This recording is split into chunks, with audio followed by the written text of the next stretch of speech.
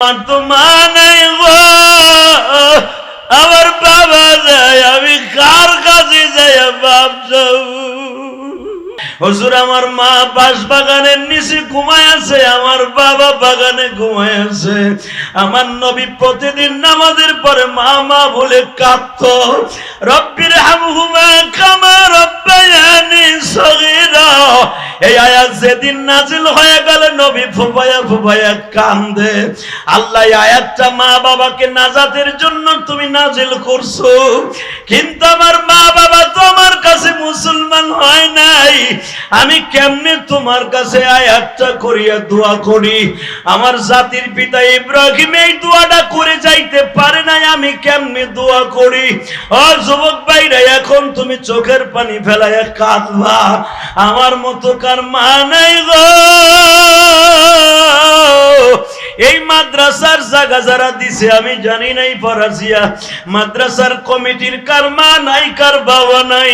চোখের পানি যখন আমার মওলায় দেখবে, রুমাল দিয়া তোমার চোখের পানি মুছায়া জীবনের সব গুনাহগুলি মাফ করে দিবে। আল্লাহ এদের সবাইকে আপনি মাফ করে দেন, জোরে কোন আমিন। হে মুসা, আমার নবী মুহাম্মদ তোর 3000 বছর পরে আসবে, তোমাকে সভাপতি কান্দে, আশেপাশের উলামা একরাম যাদের মা নাই তারা কান্দে, তুমি কাঁদবা না কেন? বোঝা গেছে তোমার দিল শক্ত হয়ে গেছে।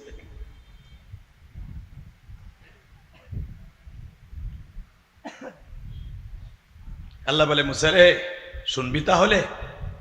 নবী মুহাম্মাদের এত দাম, তার উম্মাদকে এক পালায় দিলে, সারা দুনিয়ার উম্মাদকে এক পালায় দিলে, তার একটা গরিব উম্মাতের নেক যদি এক পালায় দেয়া হয়, আর সারা দুনিয়ার নবীর নেক এক মালায় দিলে, ওই রিক্সা চালক উম্মাতের একটা রাতের চোখের পানির সমতুল্য হবে না।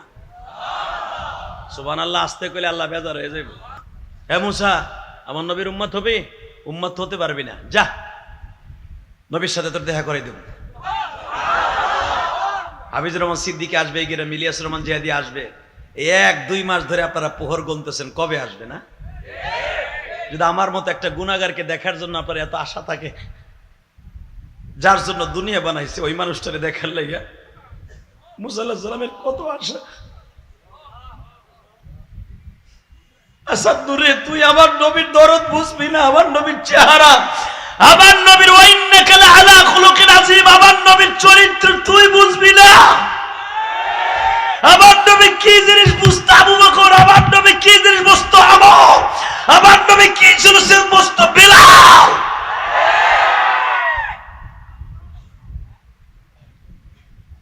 আবার নবী কি এরা জানে আশিকে রাসূলেরা। আমার নবী কি জানে যারা কালকালা রাসূলুল্লাহ সাল্লাল্লাহু আলাইহি ওয়াসাল্লাম মুহাদ্দিসে মাদ্রাসায় পড়ায়। মুসা অপেক্ষায় থাক। মুসা আলাইহিস সালাম অনেক অপেক্ষা করতে করতে করতে করতে হঠাৎ করে মুসার কাছে একটা ইনফরমেশন গেল, টেলিফোনে আওয়াজ আসলো, মুসারে আজকে তোর আসমানে আমার নবী আসতেছে। জোরে জোরে জোরে জোরে জোরে জোরে। এ বাবা, টেলিফোনে বিয়ে হয়েছে, স্বামীরে দেখে নাই, ইজাব কবুল হয়েছে। আর নিকাহ ইয়ানাকিদু বিল ইজাবি ওয়াল কবুল, ইজাব কবুল হয়েছে, কিন্তু স্বামীর চেহারাটা দেখে নাই।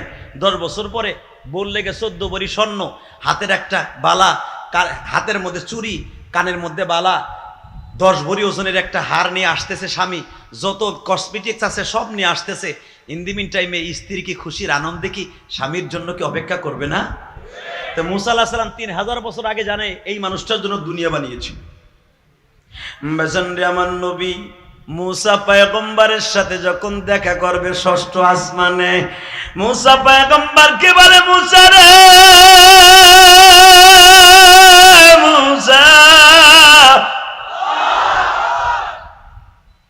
আল্লাহ পাক যখন বললেন মুসা আমার নবী আসতেছে, আমার নবীরে কয়েকটা প্রশ্ন করবি। 1 নাম্বার প্রশ্ন করবি, আমার নবীর শরীরে যদি কোনো ফাটা দেখোস, কোনো ফুটা দেখোস, কোনো জায়গায় যদি ইনজুরি দেখোস, কোনো জায়গায় রক্তের দাগ দেখোস, আমার নবীরে জিজ্ঞেস করবি এই জায়গাগুলো কিসের দাগ।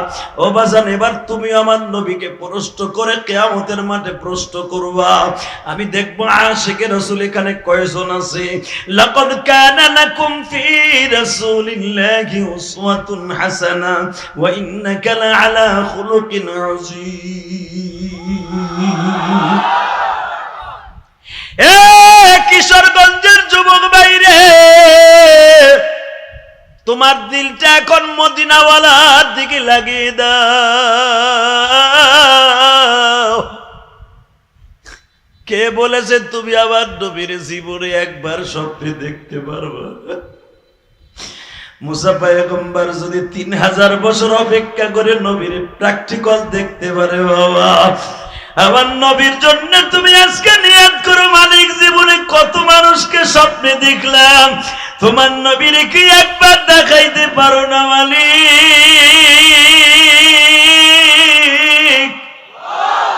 তোমার নবী নিজে বলেছে, একবার যদি কেউ আমার স্বপ্নে দেখে আমি নবীর জন্য তার সুপারিশ ওয়াজিব হয়ে যাবে। টাকা নাই, পয়সা নাই, মদিনায় যাইতে পারি না, তোমার নবী রেখে আমার ভাঙা ঘরে একবার এনে দিতে পারো না? আমি আমার নবীর কদমখানা চুম্বন করব, নবীর বুকের মধ্যে জড়িয়ে ধরে একটা চুমা খাও।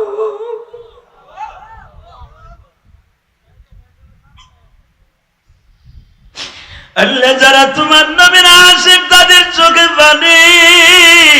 মা আয়েশা বলে, এত সুন্দর মানুষ আমার জীবনে কাউরে দেখি নাই। মিশরের 70 জন মহিলা ইউসুফ নবীর চেহারা দেখা তারা লেবুর পরিবর্তে হাতের আঙ্গুল কেটে ফেলেছিল। ওই মুসা নবী যদি ইউসুফ নবীর জামানায় আমার স্বামী, আমার কলিজার নবী, আমার কলিজার নেতা নবী মুহাম্মদ যদি মিশরের মানুষের সময় জীবিত কোনদিন জীবন জিন্দা হইতো, মিশরের মানুষগুলা তারা লেবুর পরিবর্তে আঙ্গুল কাটতো না, তারা কলিজা 2 টুকরা করে ফেলতো। ও ভাইরা, মা আয়েশা যদি তার স্ত্রী হইয়া প্রশংসা করতে পারে, তুমি কেন পারবা না? চোখের পানি ফেলায় কাঁদবা না? নবীর যারা দেখতে চাও, তুমি মনে করো আমার নবী আজকে রাত্রি আমার ঘরে চলে আসবে। এ যুবক বাইরে, জীবনে কেউ যদি আমার নবীর একবার দেখো, নবীরে দেখতে হইলে মুখে দাড়ি লাগবে, চোখে পানি লাগবে, অন্তরটা নবীর প্রেম দিয়ে ভরপুর করতে হবে।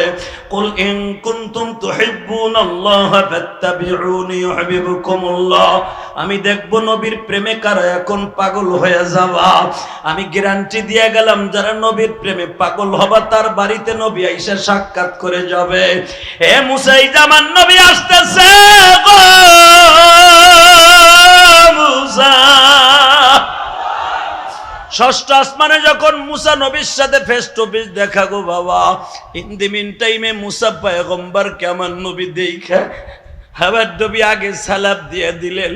মুসা পয়গম্বর চোখের পানি ফেলায় নবীর বুকের মধ্যে চাইবা ধরে বলে, নবী গো, এই চেহারাটা দেখার জন্য হাজার হাজার বছর অপেক্ষা করতেছিলাম।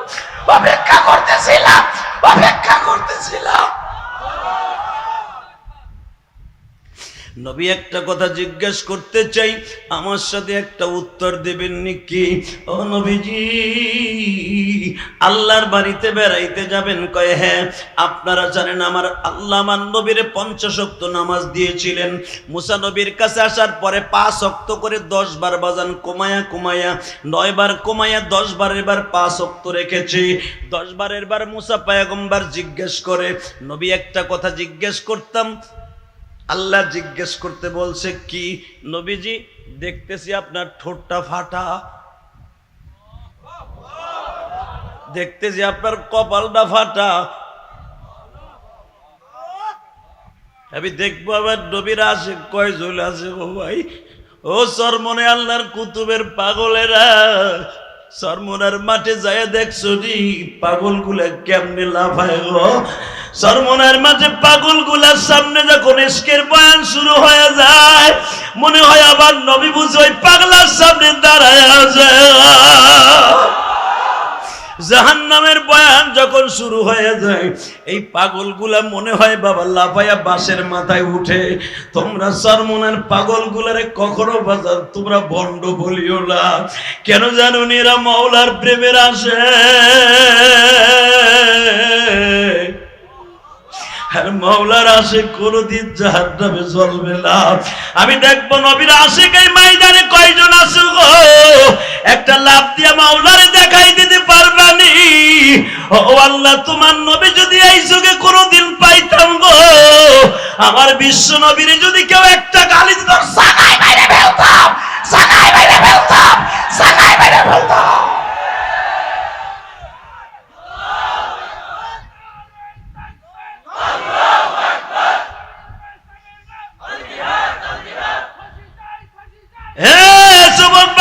এখন চোখের পানি ফেলায় কাঁদবা। যখন বলছে নবী আপনার ঠোঁটটা কে ফাটাইছে, ঠোঁটের মধ্যে দেখা যায় চাপ দিলে রক্তগুলো বের হয়ে যাবে। আমার নবী চোখের পানি ফেলায় বলে, বুঝার রে, আমি আল্লাহর বাড়ি বেড়াইতে মেরাজে আসার মাত্র 1 মাস আগে তায়েফের মাঠে গেছিলাম রে মুসা। তায়েফের 162 জন ছেলে আমারে পাথর দিয়ে মারছে। হাউজা আমারে পাথর দিয়ে মারার আগে একটা যুবক আসিয়া প্রথমে একটা ঘুষি দিয়ে আমার ঠোঁটটা ফাটায় দিয়েছে। আমি দেখবো কার কলিজার মধ্যে রক্ত খলন হয়। মুসা পয়গম্বর যখন শুনলেন আমার নবীর প্রথম ঘুষি দিয়ে ঠোঁটটা ফাটায় দিছে, আর একটা যুবক আসিয়া মুসা আমার মাথার উপরে এমন জোরে বাড়ি দিয়েছে রে মুসা, আবার কপালের চামড়াটা ফাটিয়া দেখো এখনো পর্যন্ত ঘাওটা শুকায় নাই। মুসা তুমি কপালটা ঠোঁটটা দেখলে, এখন আমি দেখবো কয়জন আশেকের শরীরে এখন ঝাঁকি মারে। যখন আমার নবী বলে, মুসা রে কপাল দেখলা ঠোঁট দেখলা, জামাটা উঠাইয়া দেখাই রে মুসা। আমি আবার বাজারের বানানো কথা বলি না বাবা। আল্লাহর কুতুব তার কিতাবের মধ্যে আল বিদায়া ওয়ান নিহায়া কিতাবের মধ্যে লেখেন, যখন আমার নবী পিছনের থেকে জামাটা টান দিয়ে উঠাইয়া বলে, মুসা দেখো চালন যেরকম ভাবে ছিদ্র, আমার শরীরের এমন কোন জায়গা নাই যেখানে তায়েফের ছেলেরা পাথরের আঘাত দিয়ে ছিদ্র করে নাই। মুসা আলাইহিস সালাম দেখে পিঠের মধ্যে এত গর্ত,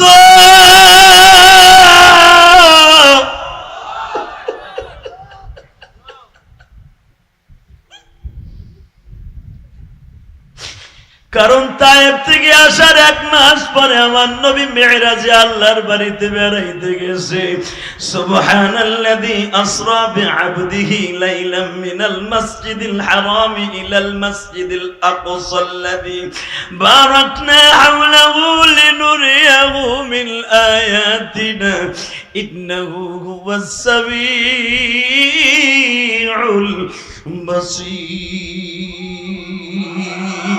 وآتينا موسى الكتاب وجعلناه هدى لبني إسرائيل ألا تتخذوا من دونه وكيلا ذرية من حملنا مع نوح إنه كان عبدا شكورا। বাজান এবার আমার দিকে তাকাবেন আর কাঁদবেন। আমি জানি না কে এখন জাহান্নামের আগুন হারাম করতে চাও। মুসা পয়গম্বর নবীর পিঠে হাত দিয়ে বলে, নবী গো, এই মার্বেলের মতো গোশতগুলো উঁচা হয়ে আছে। আমি এতদিন জানতাম এই মানুষটার শরীরে একটা লগের টোকা পড়লে আল্লাহ সহ্য করতে পারে না, আর এইভাবে তায়েফের ছেলেগুলো আপনারে মারলো, আল্লাহ কি চাইয়া চাইয়া দেখলো। আমার নবী বলে, বুঝা রে, আল্লাহর পরে তুমি কখন আবার ইলজাম দেওয়ার চেষ্টা করিও না। আমার মালিক আমার মায়ের দায়িকা সহ্য করতে পারে না।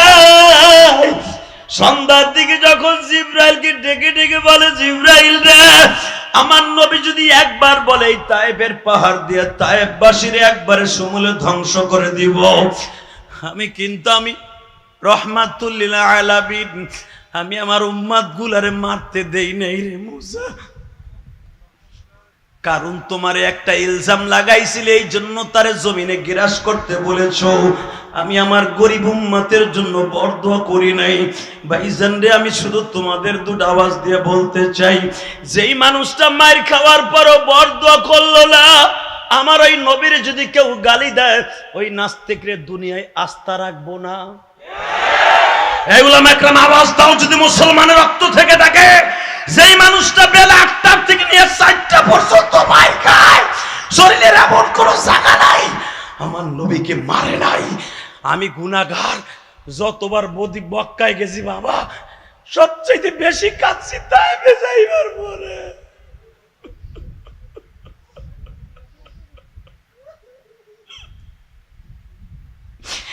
আল্লাহ দেখো তোমার পাগলগুলি কাঁদতে।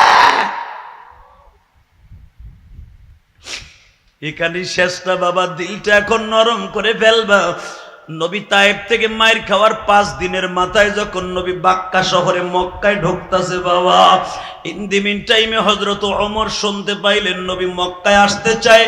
বেঈমান আবু জেহেল নবীরে মক্কায় ঢুকতে দিতে চায় না, কারণ বেঈমান বলতেছে মুহাম্মদ তায়েব থেকে মায়ের খেয়ে আসছে, মুহাম্মদ যদি মায়ের খেয়ে আসে মক্কায় ওরে ঢুকতে দেয়া যাবে না। এবার একটা আওয়াজ দিও। হযরত ওমর তখন যুদ্ধের পোশাক পরিধান করিয়া বিশ্ব নবীকে দেখার জন্য বাবা গিয়েছিল, যেখানে রেহালের মতো বাবা তোমরা একটা ব্রিজ দেখছো যারা হজ করছো, এই জায়গায় কিন্তু হেরেমের শেষ রেখা আমার বিশ্ব নবী এখানে বসেছিলেন অসুস্থ শরীর লইয়া। ওমর যখন আমার নবীর দেখতে গেছে, ওমর যায় দেখে একটা মরা গরু যেমনে শরীর ফুলিয়ে যায়, আবার নবীর ঠোঁট দুইটা বইলা কলা গাছের মতো হয়ে গেছে। আমার নবীর গালের চলগুলা বাবা এরকম ফুলিয়ে গেছে, নবীর বডিটা ফুলিয়ে 1-2 হয়ে গেছে। ওমর তখন ডিক্লার দিয়েছিল, মক্কায় এমন কোন মায়ের পুত আসসনি এই মানুষটার গায়ে আবার হাত দিবি।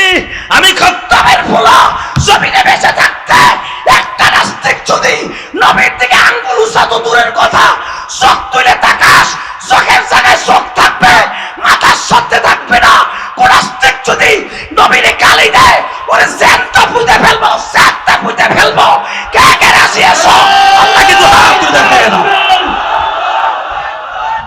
নারায়ে তাকবীর, ফাঁসি চাই, ফাঁসি চাই, ফাঁসি চাই, ফাঁসি চাই, বিশ্ব নবীর অপমান ৭১-এর ২ কালে। নারায়ে তাকবীর। কষ্ট হইতেছে? এই মুসলমানের পোলা আওয়াজ দাও, কষ্ট হইতেছে? শুধু আমার সাথে আওয়াজ দিবা, দুনিয়া সব মেনে নিব। নবীর চরিত্রে আঘাত করলে ওর জায়গায় পুঁতে ফেলবো। আমার সাথে একমত না? আমি গোপালগঞ্জের সন্তান, আপনি কিশোরগঞ্জের সন্তান, একমত না? শুধু আমার সাথে তাকায় বলবা, হে মুসা, আবার নবীরে আর কষ্ট দিস না, কারণ আমার নবীর আমি আনছি রেস্টের জন্য, আমার নবীর মনটা শান্ত করার জন্য। তুই জানোস না রে মুসা, আমার নবী কয়েকটা ব্যথায় ব্যতীত। 1 নম্বরে আমি আমার বাড়িতে কেন আমার নবীরে আনছি সুবহানাল্লাহ দিয়ে আশ্রয়, জানোস মুসা? 1 নম্বর, আমার নবীর বিবিটা 1 মাস আগে মারা গেছে। এর 1 সপ্তাহ পরে আমার বন্ধু তায়েফে গেছে।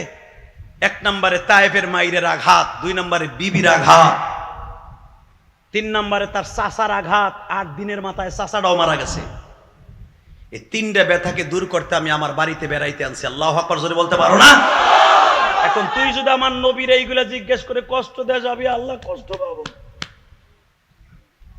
এই হাদিসের দ্বারা বোঝা যায় আমার নবীর কষ্ট পাইলে আল্লাহ কষ্ট পায়।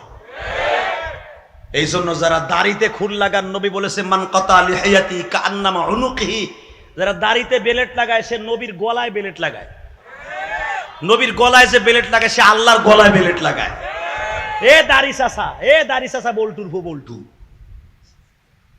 তুই আমার মুসলমান দাবি করস, আবার আমি আমলুকে নেতা, আমি বিএনপির ক্রেতা, তুই জুতা, তুই দাড়ি চাইছা আবার আলেমুল আমারে গালি দেশ, কথা কর না কেন? একটা মসজিদের ইমামরে গালি দেয়, ওর মুখে দাড়ি নাই, চোরের ঘরে চোর। তুই মইরেলা, তারপরে বুঝবি একজন আলেমের দাম কত। ড্যামনার ঘরে ড্যাম না, আবার আলেমরে গালি দেয়, কথা বলেন না কেন? কষ্ট হইতেছে? আর মাত্র 4 মিনিট, সারা রাত চলবে, তাহলে আওয়াজ দিতে হবে। নবীর 3টা ব্যথা নিয়ে আল্লাহর বাড়িতে বেড়াইতে গেছে। সবচেয়ে বড় ব্যথা কোন? আমার নবীর অন্তরে আমার উম্মত কেমনে জাহান্নাম থেকে বাঁচবে, আর না আমাকে উম্মতের চিন্তা কি কেমনে নবীরে গাইল করব। কথা ঠিক না ঠিক? ওরাসাতুল আম্বিয়াদেরকে কেমনে গাইল করব, কেমনে জেলখানায় ভইরা ভইরা কষ্ট দিব, কথা কও না কেন? একজন আলেম মারা গেছে, উলামা একরাম ইন্না লিল্লাহি কয়ে দোয়া করছে, বেটার চাকরিটা খাইছে। আল্লামা দিলওয়ার হোসেন সাইদি মারা গেছে, কথা কন না কেন? কত ইমামের যে চাকরি গেছে রে ভাই। তুমি দুনিয়ার চাকরি খাইলা, তোর চাকরি খাবে আমার আল্লাহ মরার আগে, তোর রিজিক থাকবে না।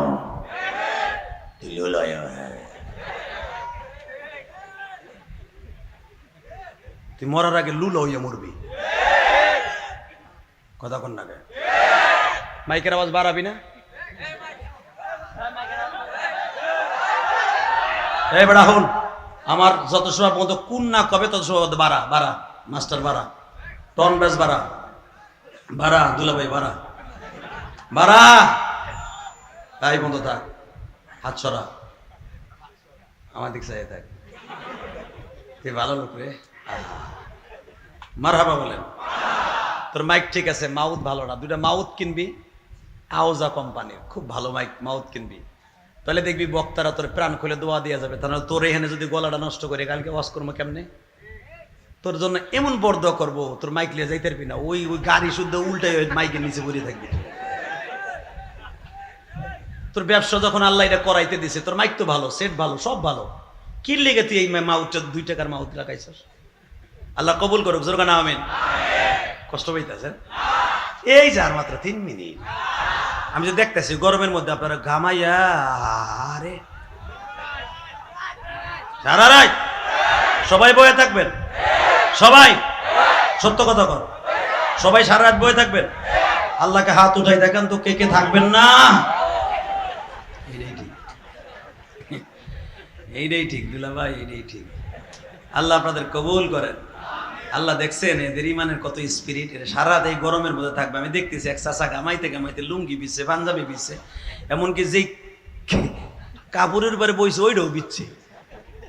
আল্লাহ তারপরও দেখছেন আল্লাহ কেমনে আমার পাগলগুলো, আপনার পাগলগুলো বয়ে রয়েছে। আল্লাহ দেন না, এদেরকে মাফ করে দেন, আল্লাহ দেন, দেন আল্লাহ মাফ করে দেন, জোরকানা আমিন।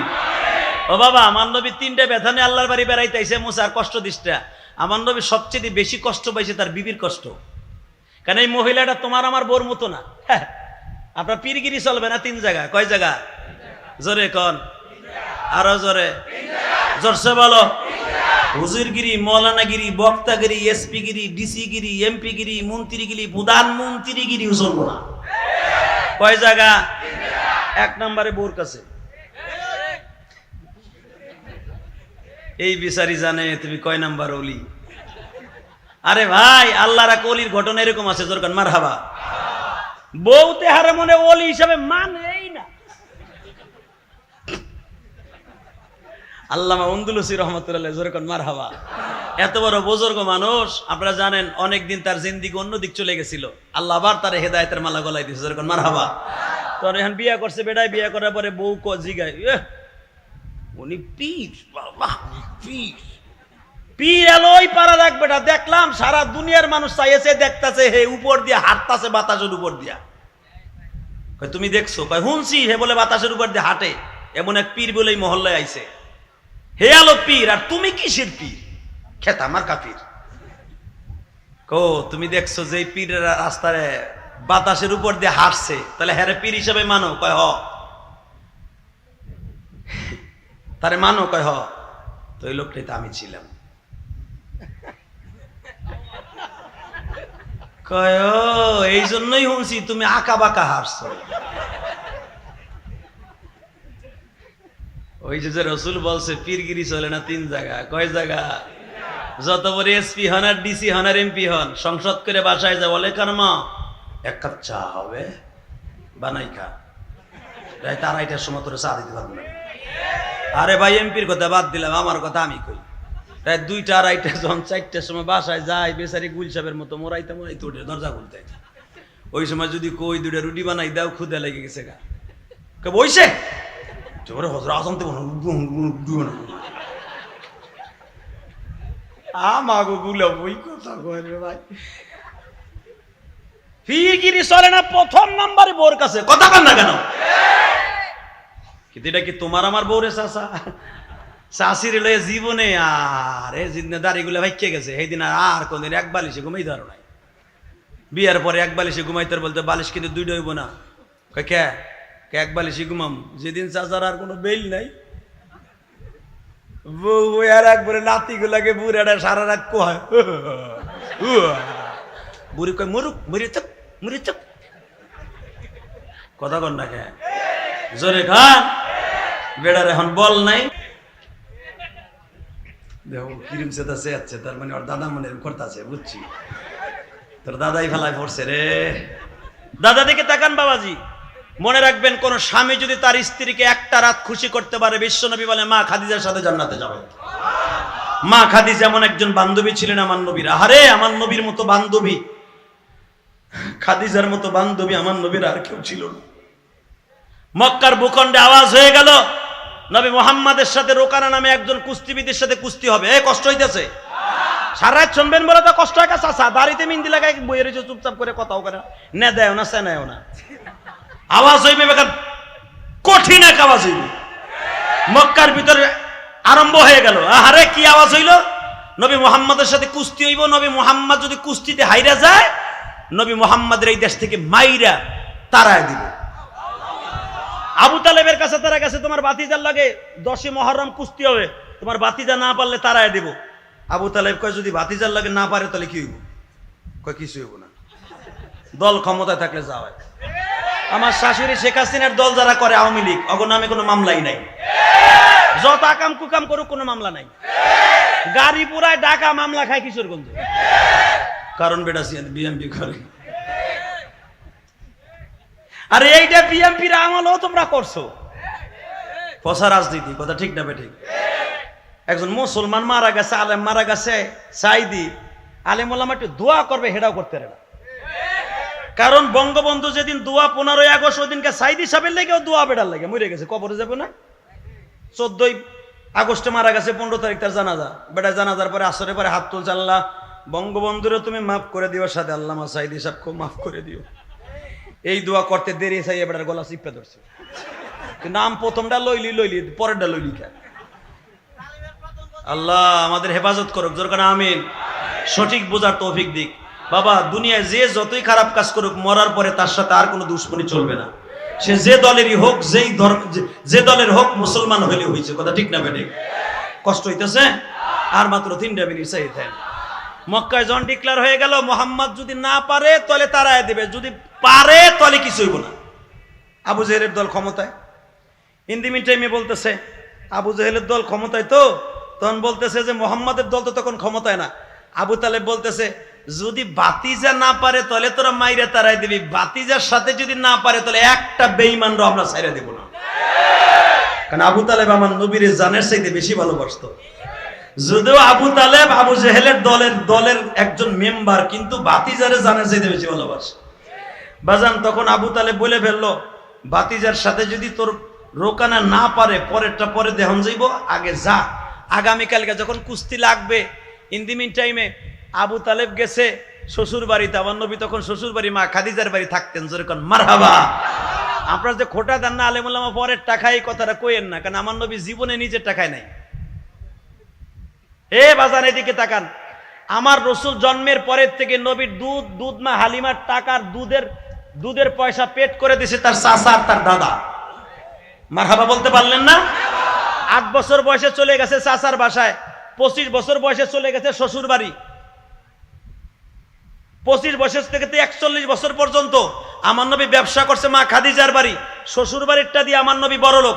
এ মুসলমানের পোলা, তোমরা যদি আলেমুল আমার গাড়ি দেখো, পরেরটা খাও। আমার নবী অন্তরে কষ্ট পায়, কারণ আমার নবী জীবনে কোনোদিন বাবার কামাই খায় নাই। খবরদার আমার নবীর কষ্ট দিও না বাবা। মা খাদিজা নবী ঘুমাচ্ছে, মা খাদিজা রাত্রে কোনোদিন ঘুমাইতেন না, নবীর পাহারা দিতেন। আর আমাকে মা বোনরা লাং ঠিক করে স্বামীর মার্ডার করার লাগে। বেড়া থাই বিদেশ 32,000 টাকা দিয়ে একটা মোবাইল পাঠাইছে, স্বামীর লাগে 1 মিনিট ইমুতে কথা কয় না, নাঙের সাথে এক্স বয়ফ্রেন্ডের সাথে কথা কয় ঘন্টার পর ঘন্টা।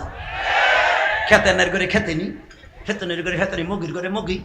স্বামীর লাগে কথা না কয় তো নাঙের লাগে কথা কস। করে রয়েছে কয় কল করে আমার ভূতের বইটা করে।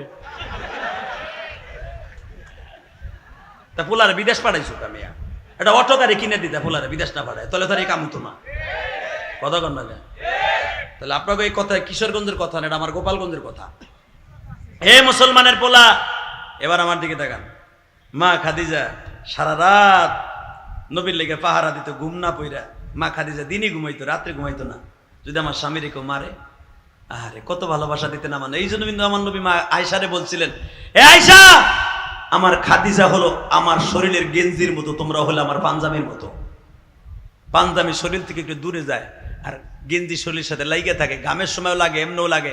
আমার খাদিজা এত আদরের খাদিজা আমার, জোরে মারহাবা। খাদিজা আমার সুখের দিনের, দুঃখের দিনের সাথী, তোমরা হলো আমার সুখের দিনের সাথী। বাজান এবার আমার দিকে তাকান। মা খাদিজা শুনতে পাইলেন আবু তালেব বলেন, আগামীকালকে আমার স্বামীর সাথে কুস্তি লাগবে। মা খাদিজা চাচা শ্বশুর আবু তালেবকে বললেন, আস্তে কথা বলেন, আপনার ভাতিজা ঘুমাইতেছে, তারে কষ্ট দেয়া যাবে না। এ কুলিয়ারচরের যুবক বাইরা, কিশোরগঞ্জের যুবক বাইরা, এবার রেডি হও। আবু তালেব বললেন, বৌমা এটা আমার মান সম্মান যাবে, তাড়াতাড়ি করে ভাতিজারে ডাক দাও। নবীর সাথে এখনো কথা হয় নাই, চাচার সাথে বৌমার সাথে কথা হইতেছে, নবীর কানে স্পর্শ করার সাথে আমার নবী উপরের থেকে নেমে আসছেন। মা খাদিজার বাড়ি হলো মাকামে হুজুন। আমি গুনাহগার, বহুতবার ওই মসজিদে নামাজ পড়ছি আর দোয়া করছি বাবা। মা খাদিজা বলে, আপনি কেন উঠে আসলেন? চাচা আমার শ্বশুর বাড়ি, আমি উঠবো না। চাচা ঘটনা কি হয়েছে? ভাতিজা আগামীকালকে রোকানার সাথে কুস্তি লাগবা, যদি তুমি না পারো এই দেশ থেকে মেরে তাড়াইয়া দিবা, আর যদি তুমি পারো তাহলে বলে কিছুই হবে না। আমার নবী বলে, চাচা ইনশাআল্লাহ জান দেখা যাবে আগামীকালকে। আমি জীবনে কারো গায়ে হাত তুলি নাই গো, আজকে আমি একটু হাত তুলে দেখায় দিব। নবী মুহাম্মদ লুলা নয়, নবী মুহাম্মদ কোনোদিন কমজোর নয়। আমার আল্লাহ আমার গায়ে কত শক্তি দিছে, আগামীকালকে পরীক্ষা হয়ে যাবে। মুসলমানদেরকে দুর্বল ভাবিস না। মুসলমান আগে কারোর সাথে লড়ে না, মুসলমান ধরলে আবার কাউরে ছাড়ে না। আলেম ওলামা সহজে কাউরে কিছু বলে না। যদি একবার মাঠে নামে, পাগড়ি যদি মাথার থেকে মাথায় নামে, একটা নাস্তিক মাঠে থাকতে পারবি না, পারবি না, পারবি না ইনশাআল্লাহ।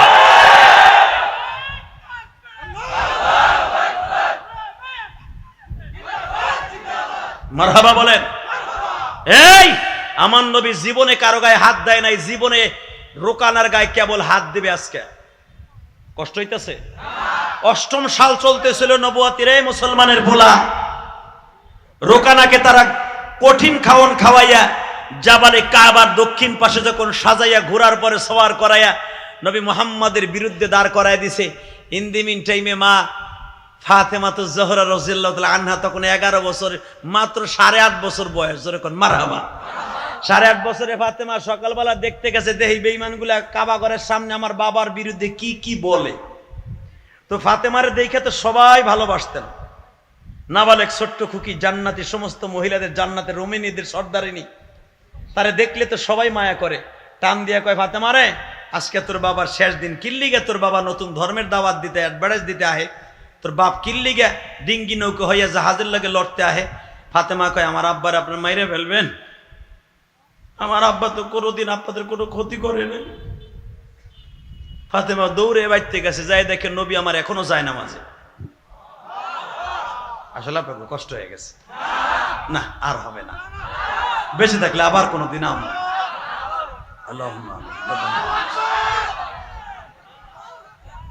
ঠিক আছে, তাহলে এবার আমি এত তাড়াতাড়ি ছাড়ব কি করলাম? আমি দেখলাম আপনারা ঠিকঠাক আছেননি। Ready ready? আরে ভাই, এদিক দিয়ে রোকানা শাস্তা আছে, আর আমার নবী তখনও যায় নামাজে। আলেমুল আমার জেলখানায় বইরে মনে করছো গাঞ্জা করে হিরোইন করে মতো তারা রেস্ট লইতেছে না। আলেমুল আমার জেলখানায় থাইকা থাইকা তারা ইমাম গাজালি হইতাছে, আল্লামা শামসুল ফরিদপুরি হইতাছে, আল্লামা তাহার আলী সাহেব রহমাতুল্লাহ আলাইহি হইতাছে, আনোয়ার শাহর হইতাছে। আলেমদের ইমানকে নিয়ে তাজা করার ক্রিয়া, আলেমদের ইমান নিয়ে সিনেমিনি খেলো না। আলেমদেরকে চোর ডাকাইদের মতো কলাকশিবল গেট দিয়ে তাদের কোণে উঠাইও না। আলেমদের নিঃশ্বাস এতই ভারী, আলেম নিঃশ্বাস চালে একটা নিঃশ্বাসের জবাব দিতে পারবা না। কষ্ট হইতেছে? এই মুসলমানের পোলা ভালো করে বুঝো, নবী আমার জায়নামাজে ফাতেমা যে এক, আব্বা তুমি কি রোকানার সাথে পারবা? রোকানা তো অনেক বড় দেহের মালিক, সে যে শক্তিশালী, আব্বা তোমার বলে আজকে মাইরে লইব। এবার কানবেন। ফাতেমার মাথাটা টান দিয়ে নবীর বুকের সাথে লাগায়, কয় মারে তুই দোয়া কর, তুই দোয়া কর। ফাতেমা ছোট্ট মানুষ, কাবা ঘরের দিকে ফিরে ঘরের মধ্যে বইয়া হাত তুলছে, আল্লাহ ও আল্লাহ, তুমি আমার আব্বারে কোনো বেঈমানের হাত অপমান করাইও না। এই বেঈমান গুলারে কি সোজা করতে পারো না? এই কথাটা বলতে দেরি আছে, নবী আমার টান দিয়া ফাতেমার হাতটা নামায়, কয় মারে তুই তোর হাতের আন্তার সম্পর্কে তোর জানা নাই। তুই যদি আর একবার বর দোয়া করস, মক্কার উত্তর দিকে আগুন লাগবে, দক্ষিণ দিক পর্যন্ত পুড়ে সুরমা হয়ে যাবে, সুরমা হয়ে যাবে, সুরমা হয়ে যাবে। মক্কার একটা পাথরেও ঠিক মতো থাকবে না, কয়লা হয়ে যাবে। তোর আর দোয়াও করতে হবে না, বর দোয়া করতে হবে, চুপ করে বয়ে থাক। এবার কানবেন। বিশ্বনবী আমার সকাল 10টার দিকে জাবালে কাবার দিকে যাচ্ছে, ঘোরার পরে সওয়ার হয়ে নয় পায়ে হেঁটে, নবীর পিছনে 4টা মাইয়া ছাড়া কেউ নাই। বেজানডে আমার নবী যায় দেখে রোকানা প্রিপারেশন নিয়ে দাঁড়িয়ে আছে, এবার একটা আওয়াজ হবে, এ বাজান আবু জেহেল দা বসে আছে চেয়ারে, বিচারকের চেয়ারে, হামজা তার ডাইন পাশে বসা। বিশ্বনবী রোকানাকে দেখিয়ে এই বাজান আস্তে করে মাথা নিচু করছে। নবী আমার মাঠে যাওয়ার আগেই জাবালে কাবার উপরে জিব্রাইল বসে আছে।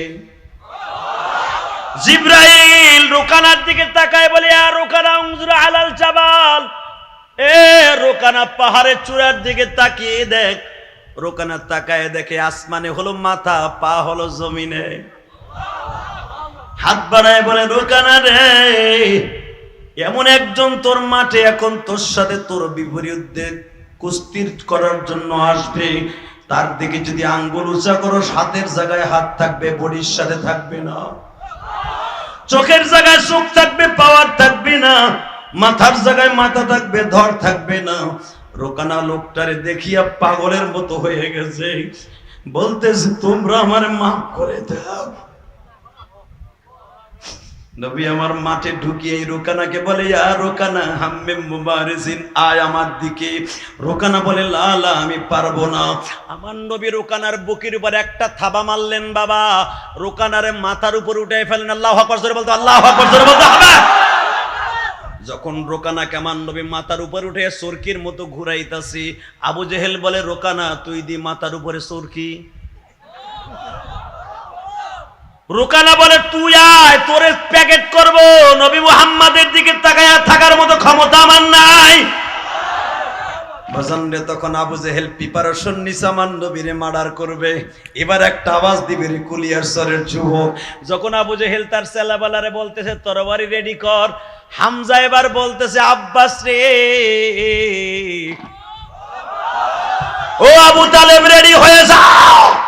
ভাতিজার যদি যদি একটা তরবারি উঠে, মক্কার ভূখণ্ডে রক্তের বন্যা বয়ে যাবে, রক্তের বন্যা বয়ে যাবে। ভাতিজার দিকে যদি একটা তরবারি ওঠে, আল্লাহু আকবার জোরে বলতে হবে।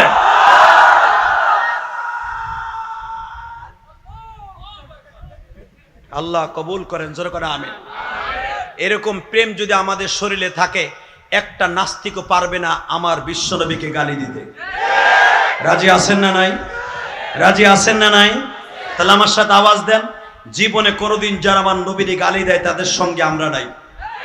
যারা নবীরে গালি দিবে ওরে জায়গায় পুঁতা ফেলবো, আলেম উলামাকে গালি দিবে ওরে জায়গায় পিটাইয়া লুলা বানায় ফেলবো। শুধু আমার সাথে ওয়াদা দেন, 5 ওয়াক্ত নামাজ পড়বেন তো? কে কে পারবেন দেখে আল্লাহকে হাত উঁচা করে দেখান তো। আল্লাহ তুমি কবুল করো বান্দারে, মাফ করিয়া উঠাইও হাসরে।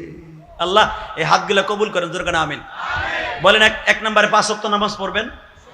2 নম্বরে কোনোদিন মা বাবার মধ্যে কষ্ট দিবেন না, ইনশাল্লাহ বলেন। 3 নম্বরে আলেম ওলামার কোনোদিন গালি দিবেন না। 4 নম্বরে কোনোদিন মাদ্রাসা মসজিদের বিরুদ্ধে যাবেন না, ইনশাআল্লাহ। যাদের মা বাবা বেঁচে আছে মা বাবার দিকে সুন্দরভাবে তাকাই এক একটা কবুল হদের সওয়াব নেবেন, ইনশাল্লাহ বলেন। নেবেন তো সবাই? যে ব্যক্তি মায়ের দিকে একবার তাকায় আমার বিশ্বনবী বলে সে একটা কবুল হদের সওয়াব পায়। যে বাবার দিকে তাকায় সে একটা কবুল হদের সওয়াব পায়। আমি আপনাদের দুটো হাতে পাও ধরে বলি, যুবক, আমি 12 বছর বয়সে মা হারিয়েছি। আমি একটা মসজিদ করেছি, আমি একটা এতিমখানা মাদ্রাসা করেছি, এখানেও একটা এতিমখানা মাদ্রাসা। কথা ঠিক না বেঠিক? আপনি হাজার হাজার টাকা দিয়েছেন, হ্যাঁ?